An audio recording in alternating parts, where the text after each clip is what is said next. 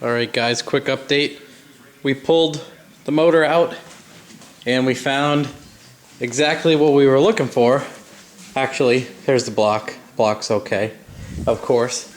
But what we were thinking is that we had some ring butting going on with how much we were pushing the motor.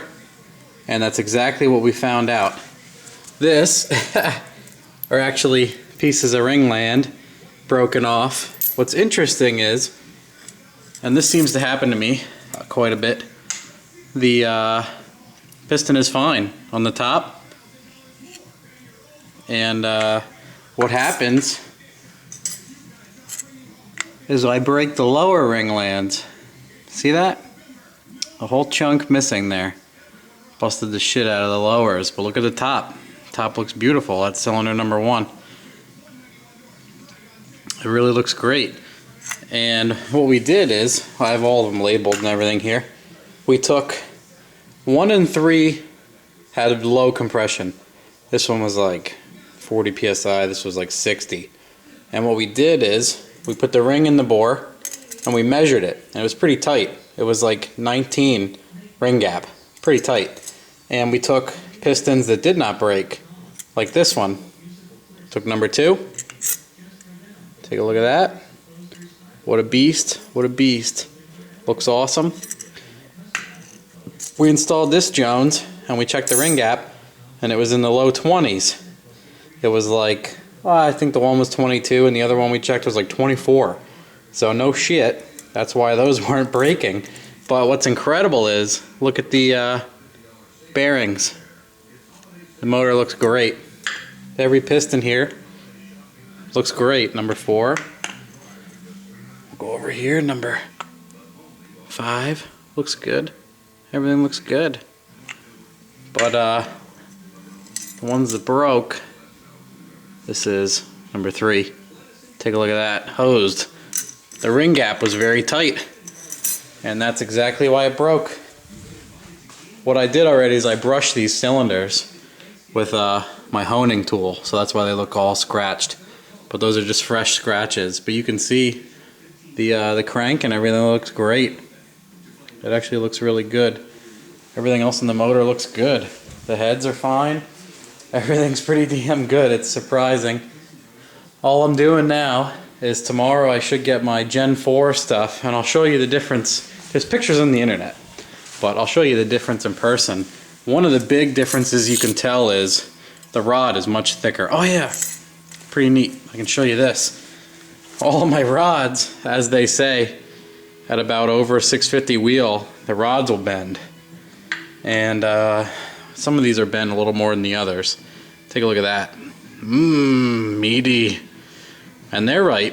The rods are just not as strong as the LS2 style, which this is like an I-beam, and then the LS2 style is an H-beam, and you can see in the pictures it's much more robust. This rod, there really isn't much to it. It's incredible how much power it can take though. Really, it actually is pretty neat. But I got my nice little handful of ringlands here. But there's the whole set of soldiers. All the bearings look beautiful. It's incredible. Look at these bearings.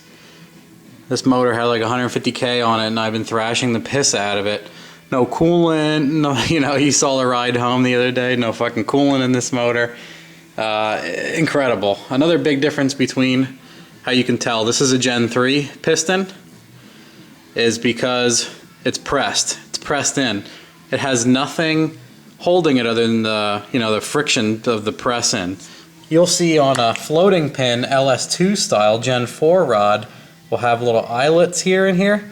That's so you can pull out the snap ring for the floating wrist pin.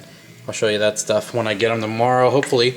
Otherwise, I might get rammy and just throw them in and never show you what the fuck they look like. Who knows? We'll see. We'll see what I do. But everything else looks great. My motor looks great. My heads look good.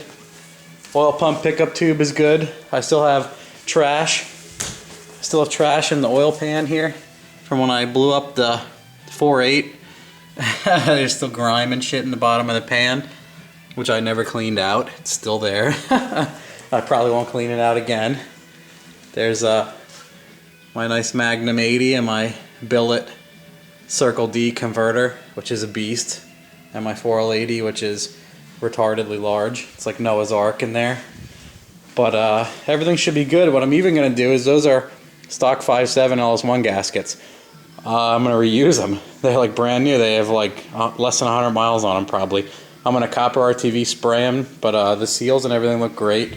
And I'm going to throw them right back in and stud this thing, and we're going to hammer it. But also I'm going to spend my time opening up the ring gap, because if you don't know what happens, let me explain it quick.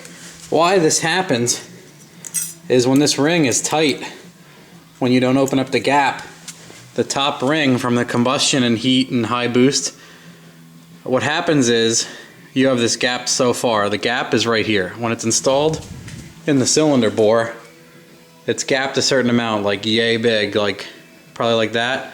Pretty tight, like 1920. You open it up a tiny bit, you file this ring so that when it's installed, this gap is opened a little bit, like opening the gap on a spark plug. What happens is lots of boost and shit's going on, lots of heat, lots of craziness is going on in here, and this actually grows, it expands with the heat. And what happens is it keeps growing and getting bigger and bigger and bigger, and then eventually touches. And when it touches evenly, of course, it grabs the cylinder wall on the way up or down, and it bites in so hard that it breaks the piston, which is what you see here on these motherfuckers. It bites the cylinder wall so hard it knocks the goddamn ringland right out of the piston, and there goes your compression. But what's neat is you can confirm there's no detonation on this piston. With all that power and abuse, the piston doesn't even have a nick in it. Normally you would see detonation. It looks like a hammer, like our ice pick hit this fucker. Like you would see dig marks and chips missing. It literally looks like you took chips out of it with some sort of lawn equipment. But it has a clean ringland break, and that is it. So that means that they were definitely butting, and it was neat to confirm by putting those in. The pistons that broke were tight, the pistons that didn't break had a looser ring gap.